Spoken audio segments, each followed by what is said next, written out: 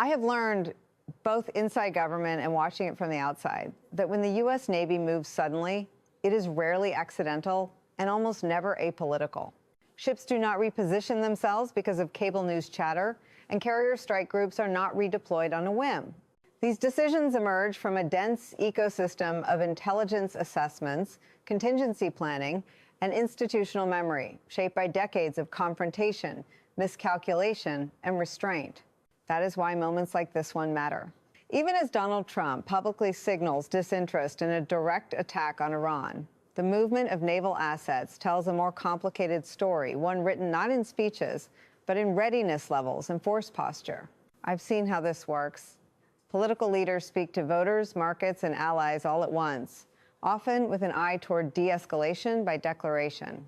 The military, by contrast, prepares for what leaders say might not happen, precisely because history teaches that intentions change faster than capabilities.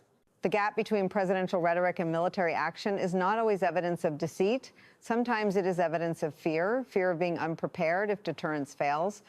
But that gap, when left unexplained, becomes a democratic problem.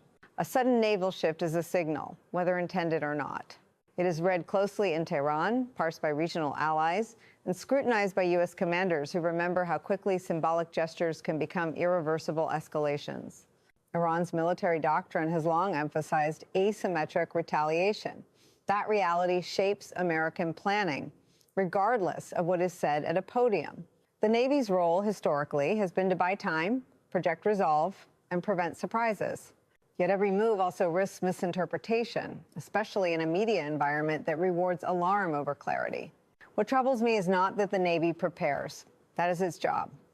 What troubles me is how often preparation happens in the shadow of political ambiguity. Democracies depend on coherence between words and actions. When signals diverge, accountability erodes. The public is left guessing which version of reality is real, the calming assurance or the quiet mobilization. In that space, fear grows not just among adversaries, but among citizens who understand that wars do not begin with votes, but with movements no one fully explains.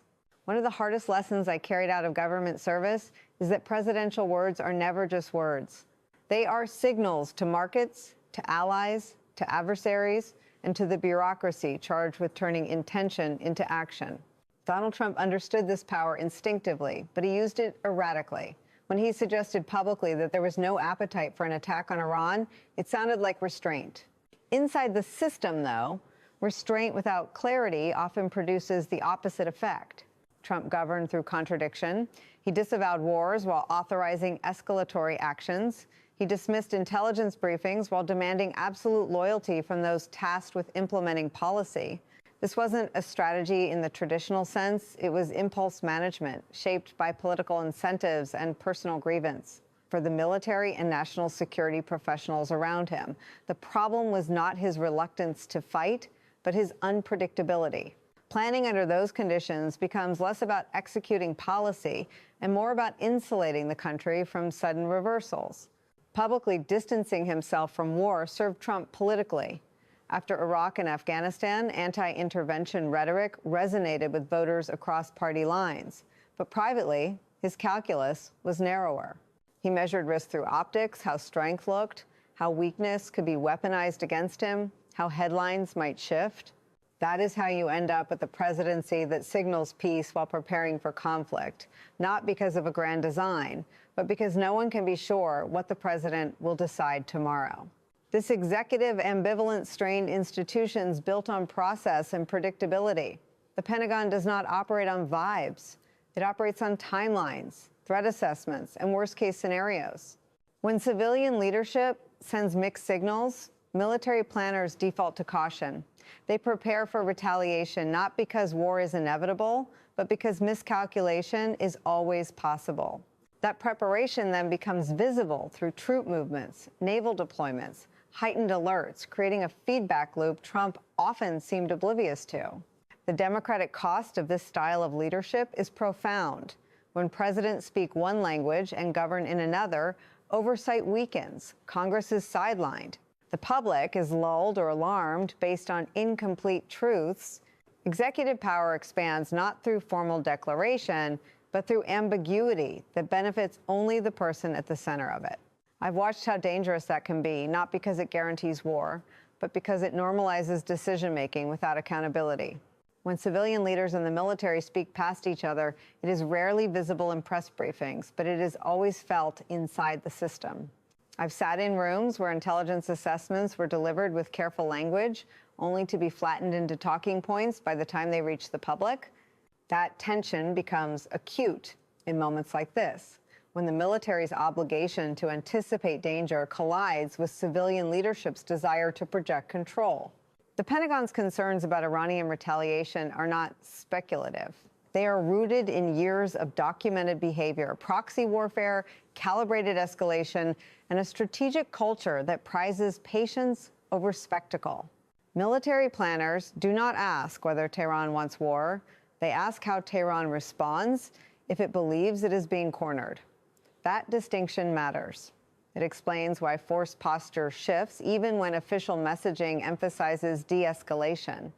The assessment is not that conflict is inevitable, but that deterrence fails when signals are inconsistent. Civilian messaging during the Trump era often reduced complexity to binary claims, strength or weakness, war or peace. Military assessments resist that framing. They exist in probabilities and contingencies, not slogans. When those assessments are overridden or selectively disclosed, institutions strain. Officers are left preparing for scenarios the public is told are off the table. That dissonance erodes trust internally and externally, especially with allies who rely on American consistency to calibrate their own defenses. What made this tension more dangerous was its normalization. Disagreement between civilian leadership and the military is not new. It is a feature of democratic control. But when civilian messaging dismisses professional judgment as disloyalty, the feedback loop breaks. Intelligence becomes politicized, and caution is mistaken for resistance. In that environment, the military compensates by acting quietly, moving assets, increasing readiness, minimizing surprise. Those actions are rational. The secrecy surrounding them is not. Democracy depends on friction, but also on transparency. When institutional disagreements are hidden rather than debated, the public loses the ability to evaluate risk. Decisions drift toward the executive, shielded by classification and confusion. I've watched how this dynamic turns preparation into paranoia and messaging into misdirection. The result is not a safer country, but a more fragile one, where the people charged with preventing war are forced to operate in the shadows of political theater. If there is one lesson history teaches with brutal consistency, it is that wars rarely begin with intention alone. They begin with misinterpretation of signals, of resolve, of red lines that were never clearly drawn. The U.S.-Iran relationship is a case study in this dynamic, marked not by formal war, but by a long sequence of near misses, proxy conflicts, and moments when restraint was assumed rather than confirmed. Naval encounters in the Persian Gulf have always carried outsized risk. From the late Cold War tanker wars to more recent incidents involving seizures and close-quarter maneuvers, both sides have learned to operate in a space where ambiguity is weaponized. Each movement is calibrated, but calibration does not prevent error. It merely reduces its margin. American military planners remember this history. Iranian commanders do too. That shared memory does not guarantee caution. It sometimes breeds overconfidence. What history also shows is how political leadership often misreads this environment. Public declarations of strength are mistaken for deterrence. Silence is mistaken for weakness. During previous crises, U.S. leaders have assumed that overwhelming capability would prevent retaliation, only to discover that asymmetry invites creativity. Iran's responses have rarely been immediate or conventional. They have been delayed, indirect, and designed to preserve deniability. That pattern makes moments of heightened alert particularly dangerous because retaliation may not look like retaliation at all. Misinterpretation thrives when domestic politics distort foreign policy. Presidents under pressure often simplify narratives for public consumption. Complex regional dynamics are reduced to morality plays. The press, hungry for clarity and conflict, amplifies those frames. In that environment, adversaries are not seen as strategic actors with constraints, but as caricatures reacting emotionally. That is how signals meant to deter are read as provocation, and how defensive moves are framed as preparation for war. The danger is not ignorance of history, but selective memory. Institutions remember what happens when miscalculation spirals. Political leaders remember what happens when they appear weak. When those memories collide, policy becomes reactive rather than deliberate. I've watched how quickly that can narrow options. Once assets are moved and expectations set, stepping back becomes politically costly, even if it is strategically wise. History does not repeat itself, but it does warn. We ignore those warnings at our own peril. I've spent enough years in newsrooms to know that fear is not just a reaction to events, it is a business model. Moments of military movement and presidential ambiguity are catnip for a media ecosystem built on speed, speculation, and competition for attention. A sudden naval shift paired with mixed executive messaging becomes a perfect storm, not because the facts demand panic, but because panic performs well. Cable news and digital platforms thrive on escalation narratives. Is war imminent? Is a more clickable question than how deterrence actually works. Context slows the story down. Nuance dilutes urgency. And so coverage often skips the institutional middle, the planners, the lawyers, the intelligence professionals, and jumps straight from presidential quote to imagined battlefield. That compression distorts reality. It teaches audiences to experience foreign policy as a series of adrenaline spikes, rather than a process shaped by incentives and constraints. What worries me most is how this environment feeds back into governance. Political leaders watch the same coverage as everyone else. They absorb the same headlines, the same chatter. When the media frames preparation as provocation and restraint as weakness, it pressures officials to perform strength rather than explain strategy. The result is a politics of posture, where appearing decisive matters more than being coherent. That is a dangerous place for a democracy to live. Fear-driven coverage also crowds out accountability. When everything feels urgent, nothing is interrogated deeply. Questions about congressional authorization, legal thresholds, and long-term consequences are pushed aside in favor of real-time speculation. The public is trained to brace for conflict without being equipped to judge whether it is justified or avoidable. That dynamic benefits executives who prefer discretion and secrecy, and it sidelines institutions designed to slow decisions down.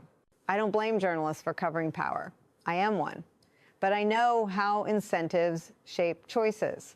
When outrage becomes currency, restraint looks like complacency. When uncertainty is framed as a crisis, preparation looks like intent. In that atmosphere, democratic oversight weakens not because information is hidden, but because it is overwhelmed by noise. Fear fills the gaps left by explanation. And once fear takes hold, it becomes easier for leaders to act without consent, trusting that a frightened public will mistake motion for leadership. Strategic planners understand something that political rhetoric often obscures. Retaliation does not require a declaration of war, and instability rarely announces itself in advance. The risk the U.S. military weighs in moments like this is not an immediate, symmetrical response from Iran, but a spectrum of actions designed to test limits without triggering full-scale confrontation. That reality shapes every deployment, every readiness order, every quiet adjustment that never makes it into a press release. Iran's approach to conflict has long relied on dispersion and deniability.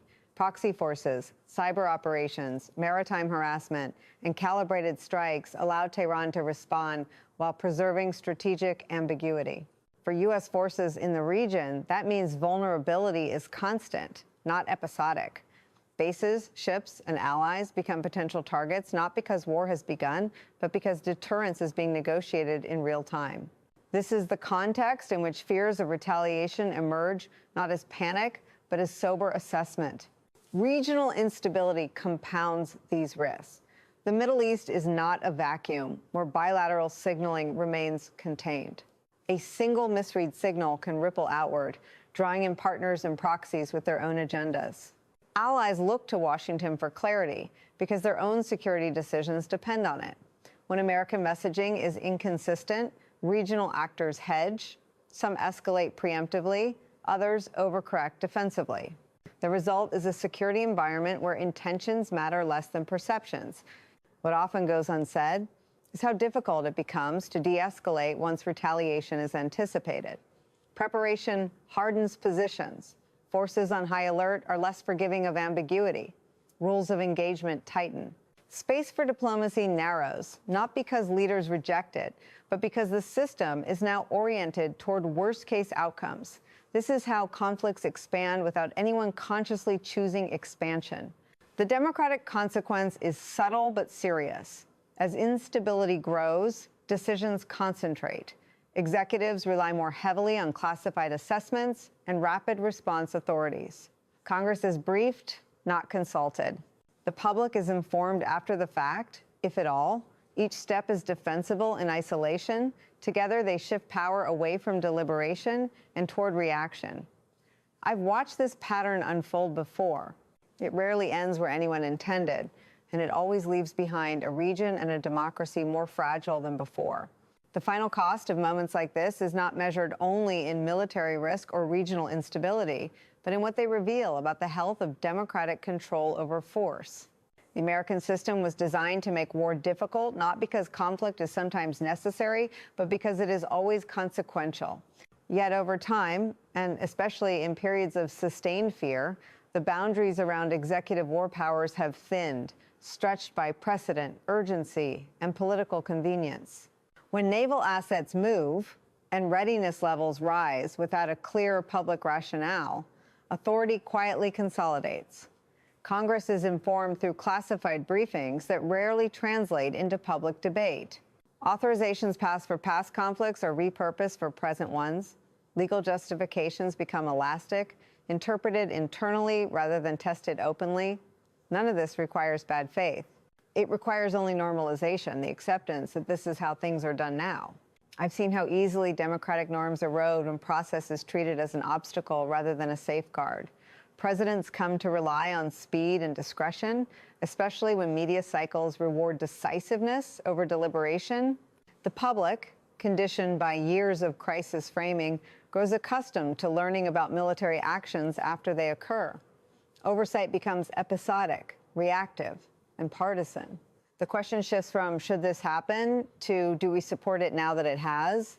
What makes this particularly dangerous is its invisibility. There is no single moment of collapse, no dramatic vote abandoned or law repealed. Instead, there is a steady drift away from shared responsibility. War becomes something that happens near us but not through us. Democratic consent is implied rather than earned. Accountability is deferred indefinitely. I am not arguing for paralysis or isolation. I am arguing for coherence and honesty. Democracies survive not by avoiding hard choices, but by making them in the open, with institutions aligned and the public respected as a stakeholder, not an audience. When executive power expands in the shadows of ambiguity, it weakens the very legitimacy it claims to protect. And once that legitimacy frays, restoring it is far harder than moving a fleet or calming a market.